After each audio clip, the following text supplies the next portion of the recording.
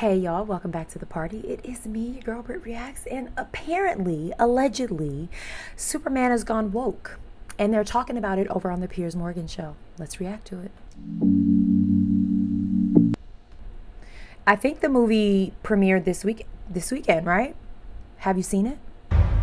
The new Superman movie has been the subject of intense debate and anticipation, which began more than a year before its release. It could be a make or break moment for the waning dominance of superhero movies and for cinematic blockbusters writ large. Some fans were energized by the prospect of a MAGA Superman when the first trailers were released. Director James Gunn's remarks, the Superman is an immigrant, however, prompted Fox News to label it super woke. So is it going to be a classic or kryptonite? Joining me with their blistering whistle-stop verdict, Superman himself, actor Dean Cain, Gary Buchler, a.k.a. Nerdrotic from the Nerdrotic YouTube channel, Jeremy Griggs from Geeks and Games, and publisher at Film Threat, Chris Gore. Well, welcome to all of you. Right, Dean, let's start with you as the resident Superman expert, because you played him. Your view of this new movie? Well, I'm excited for it. First of all, these guys all know more about Superman than I do. I promise you that right now. All geniuses. They've never been Superman. That's the key difference. Yeah. I think except in their own mirrors. I'm sorry. I'm excited for this film. I was excited to see it. It looked like a lot of fun. James Gunn had a lot of humor in that original Guardians of the Galaxy. I was excited for it. I still am excited for it. But, you know, the idea they start talking politics and Superman is an immigrant. Superman's actually a refugee. And was adopted and assimilated into American culture tremendously well. And so that's a little bit different than Isn't that an immigrant? No. No? It's a refugee. Well, refugees are immigrants, so aren't they, really? Well, yeah, but you got to understand. Okay. First of all, he's aged brilliantly. He looks phenomenal. Second of all, hey Siri, what's the difference between an immigrant and a refugee?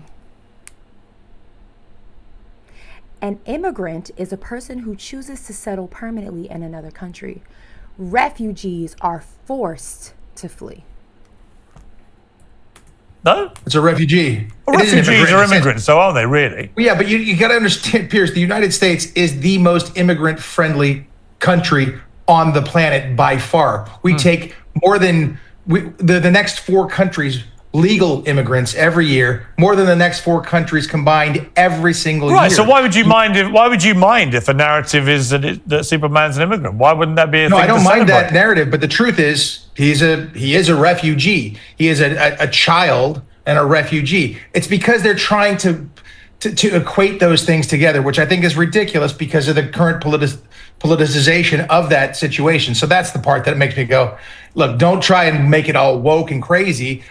Keep that character as, you know, the way I like him is truth, justice, and the American way. And I was hoping that would be the case in this film. And I hope it is the case. And I'm still looking forward to it. Okay, let me bring in the Drotti. What? Okay.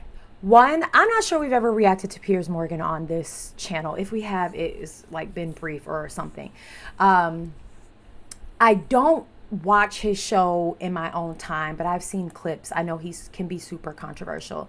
He seems to me to play devil's advocate or just whatever the opposite side of the topic is. And I'm not sure like what he believes. Like in this case, his questions seem almost sarcastic to how am I forgetting his name? The first gentleman that was talking, Superman. Why is his name leaving me? It's driving me nuts. So I don't know if he is agreeing with him. What I will say, in my opinion, this is my opinion, it does feel like what the first gentleman was just saying, ex-Superman, just felt a little bit like a reach in the way of, I understand, we just heard the difference between an immigrant and a refugee. But I also get Piers saying, well, like, isn't it all the same thing? But I definitely get the whole, like, why are we even bringing this up given what is going on in the United States right now with all of the ICE and immigration stuff going on. So I don't know. Let's see what these other guys have to say. When we talked about this with the Snow White situation, someone commented that, you know, we don't go to the movies to have to think about the real world. The movies is our escape. It is fantasy. And so to now have to go to movies and be reminded of what's going on in the real world is kind of taking the fantasy out of stepping into a movie theater and escaping, which is maybe why theaters are seeing fewer and fewer people, or maybe it's streaming. Who knows? All right, let's see what But it is the case, and I'm still looking forward to it. Okay, let me bring in Nadroti. What do you feel about this? I mean, I've read quite a few reviews spinning around online, and the general view is it's not bad, bordering on quite good, that it's not as political as people are trying to frame it. What's your view? Oh, it's not woke at all.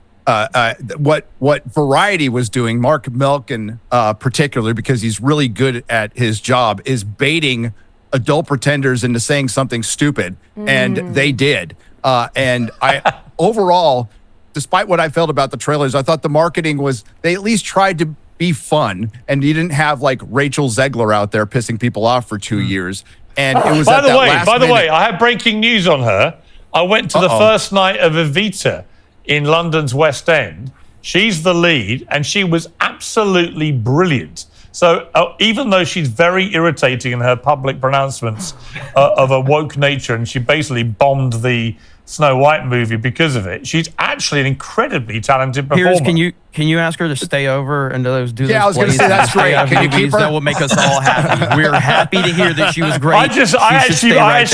I do think she put her foot in her mouth in a way that, like, perhaps the movie wouldn't have tanked if she didn't make it so polarizing. Like, if she just let it be a remake of a childhood classic. And so, yeah, I don't know. I don't know much about the girl. Okay, so now we have another gentleman saying it is not woke. I don't know either way. I haven't seen it. I've actually not even seen a trailer of it. Y'all know I'm not a movie girl. I do think, however, I did see the White House post with President Trump with his head on Superman's shoulders. I think that probably did not help in the political polarization of, or political, I shouldn't even say polarization, political conversation around this movie, which I'm not sure otherwise when it opened up to politics. I think the director had an interview, if I remember correctly, that maybe brought it into he brought up the immigration thing. I think as soon as you say any of those hot words and you talk about any of the hot takes with the movie, you're setting fire to the flame. I set fire to the rain, to the flame. What's wrong with me? That will make us all happy. We're happy to hear that she was great. I tweeted her or sent it to her on X to say, look, just park the politics and the woke stuff and focus on your incredible talent. We'll all be very happy. Anyway, back to Superman. Tweeted that. Back to Superman. Back to Superman. Yeah. Despite all of that last minute trip where it Fox News said it was woke and people were worried it's going to be political. No, that's not the problem with this movie. The problem with this movie is it's overwhelmingly whelming. It's just mid at best. I know some people are going to like it. Somebody here absolutely hates it. And we're going to get back to like a normal conversation with this, the kind I used to have in my comic shop where we'd be just fighting over plot points and story structure and adaptation of character or interpretation of character in the comic shop. That's what, and that's the type of stuff I like to talk about. And this is why people don't like to watch movies with me, because I'm talking about the acting and the character development and the plot development and all the, like the production and the cinematography. It's like, can we get back to that? Because that is what it is about, going to the movies and like being able to discuss how good a movie really was for all of the elements of it and not the nonsense surrounding it. I agree. I don't know who this gentleman is, but I like what he's saying. Structure and adaptation of character or interpretation of character in the comic shop. That's what, and the discourse is going to be crazy. I will say without a doubt that the Snyder Bros out there are going to have a field day with this. Well, let's find a sniper bro. Jeremy. I'm definitely not a Snyder bro. Zack Snyder does not like me, and I don't like his movies, but I liked his version of Superman better than this one. Now, I was looking forward to this movie. I like James Gunn's stuff. I've liked all of his Guardians movies. I even liked his movie that he didn't direct it, but Brightburn. It was like an evil take on Superman, and I enjoyed that one. I did not like this movie at all. This movie drove me crazy because Superman is very weak in the movie, and he's always in a defensive state.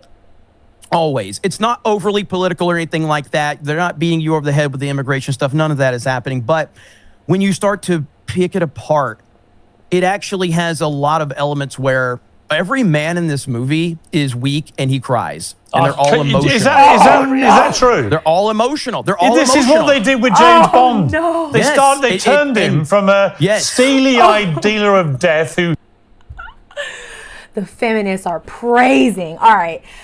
So these guys seem like fans of the Superman, sphere, and truly just connoisseurs of all things Superman. And so they have an expertise there that I certainly don't have. I do think that is an interesting take, that if this is actually true, and again, I can't speak to it, I haven't seen it, and I probably am not going to watch it unless my husband forces me to once it's streaming. That's the honest truth. But who wants to go to a movie to see your hero cry? I don't even think it's about man and woman. It's just like, I don't want to see my heroes crying. You're my hero. Buck up. Man up. Stand on business. I don't want to see you crying. Again, you're ruining the fantasy of it all. You're ruining the escape for people who consume movies to get away from reality, which is all of us. I'm not paying $30,000 to go to the movie and get a box of popcorn, and then I'm dealing with what I got to deal with at home. I'm trying to escape. Bond. They turned him from a steely-eyed dealer of death who, romanced woman after woman, who drank heavily, smoked, shot people, and they turned him into this blubbing cretin. Yes. And I was like, why would you do that? And then they're doing it to Superman. Why are they all going to cry? He's never stoic. He's never screenplays? a person that commands the moment. This is Superman. Wow. When Superman is in your upsetting. presence, you should be in awe of that moment at all times. And half the time, they're treating him like he's the dumb jock in school, but we have to kind of respect him because he can throw the football far. That's kind of how they treat Superman in this, where they're kind of like, what do you do? And they second guess him. He always needs help. And I didn't like it. And again, I want to preface this. This is not against James Gunn. I hate James Gunn as a person, but I love him as a director. I think he's a phenomenal director. I think he's a great director. And he must not be MAGA, is my assumption. Because I see a very red sweatshirt that says "Make America Great Again," and I hear someone saying they hate someone. And it blows my mind how people can hate people that they don't know. Maybe he does know him. I don't know. But it is overwhelmingly clear a lot of times that MAGA just decides they hate people because they are opposite of what they think. And I don't think that gives you cause to hate somebody. Like, hate is a very deeply, it's just a strong word. But who am I? I'm just a girl. Gunn as a person, but I love him as a director. I think he's a phenomenal director. I think he's a great director. And all of his stuff has been good, but none of it worked. The comedy was weird. Crypto made me like Baby Yoda. That's how annoying Crypto was in this. He was so aggravating. Let's bring Chris in because he loved it. Chris, why did you love it? Chris loved it. Well, I loved it. I There's so can't many say that different I opinions. loved it. I enjoyed it more than Jeremy and Gary, I guess, but it is flawed. It is a movie for kids. This is kids and families will eat this up. It's a not real Gen Superman Z fans. TikTok generation Superman Absolutely. for short attention spans. It feels like the movie feels like a recap video of the first season of a Superman TV series. It moves so quickly. And once it's like jangling keys, every scene, jangling keys. But the thing it gets right is the character of Superman. I think this is early in his heroic career. So he's making more and more mistakes. I like David Cornsweet. At the same time, they changed the lore about his Kryptonian heritage, and I despise that change. I think I hope they fix it at some point in the future. Crypto, I didn't mind. People love dogs. But this is so the polar opposite of what Zack Snyder did, a more adult vision of Superman, a more serious approach. And James Gunn took literally the opposite approach on almost every choice. It's colorful, it's goofy, it's much more comedic. And, a lot of the comedy doesn't land, but some of it's very good, Okay. I'm going to end this here for me because I don't want any spoilers in case I do watch it. And also I feel like we've gotten like 4 different really good perspectives. And if this teaches you nothing, it should teach you point of view, and that everyone has their own point of view. Everyone has their own point of view, and everyone comes from a different place. All these men came from a different place, and they all sounded like they had very good takes. And so, like, let this be a lesson to all of us. I love that the last man talked about how he feels the movie was geared towards the new generation, which matters. I think that matters for an adult who's been a Superman fan since their childhood, and now they're expecting a movie to grow with them, but instead it's gone to the next generation to understand. I think that matters. I just want to hear from you guys. Again, I'm not a big movie buff. I'm certainly not well-versed on the Superman franchise at all. So I don't really have a fight in this. I really do care about your opinion, though. So let me know down below in the comments. I kind of enjoyed this. Y'all know I love perspective, and I love hearing. I don't have to agree with anybody. I love to just hear other people's perspectives. And each guy, I'm like, oh, okay. Every single one of them made great points. I think that's the takeaway from this. All right, let me know your thoughts. I hope you enjoyed this. Go and have a day you deserve.